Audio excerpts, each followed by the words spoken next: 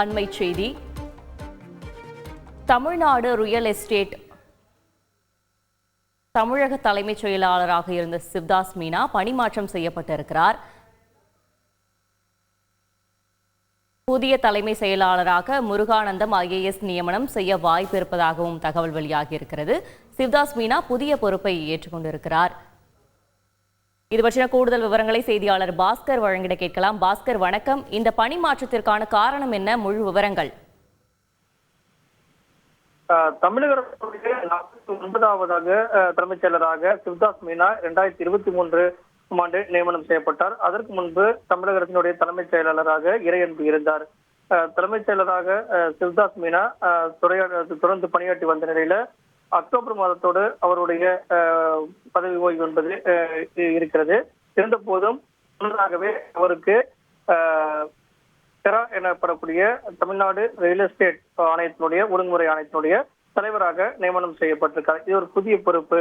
ஆனால் தலைமைச் செயலாளர் மாற்றமாக இதை எடுத்துக்கொள்ளலாம். இருந்த போதும் புதிய தலைமைச் செயலாளர் யார் என்பது குறித்தான எந்த விதமான அறிவிப்பையும் தற்போது வரை வெளியாகவில்லை. இருந்த போதும் புதிய தலைமைச் செயலாளர் குறித்தான அறிவிப்பு விரைவில் வெளியாகும் என்று எதிர்பார்க்கப்படுகிறது. அப்படி வெளியாகும் பட்சத்தில் புதிய தலைமைச் செயலராக முருகானந்தம் IAS நியமனம் செய்வதற்கு உண்டான வாய்ப்புகள் அதிகமாக இருக்கிறது. அந்த வகையில அது குறித்தான அறிவிப்பு தமிழக முதலமைச்சர் முடிவு செய்து அதற்கான அறிவிப்பை வெளியிடுப்பார். அந்த வகையில பார்க்கும்போது முருகானந்தம் IAS அவர்கள் தமிழக முதலமைச்சருடைய தனிச் செயலாளர்களில் முதன்மை ஏற்றார். அந்த வகையில பார்க்கும்போது அவருடைய நியமனம் என்பது முக்கியத்துவம் வாய்ந்த நியமனமாக பார்க்கப்படுகிறது. சிவ்தாஸ் மீனா தமிழ்நாடு ரியல் எஸ்டேட் ஒழுங்குமுறை ஆணையத்தினுடைய தலைவராக நியமனம் செய்யப்படுவார் என்று எதிர்பார்க்கப்பட்டது. அவர் பதவி ஓய்வு பெறுவதற்கு முன்னதாகவே இந்த நியமனம் இருக்கும் என்று எதிர்பார்க்கப்பட்ட நிலையில் அதற்கான அதிகாரப்பூர்வமான அறிவிப்பு என்பது தற்போது வெளியாக இருக்கிறது.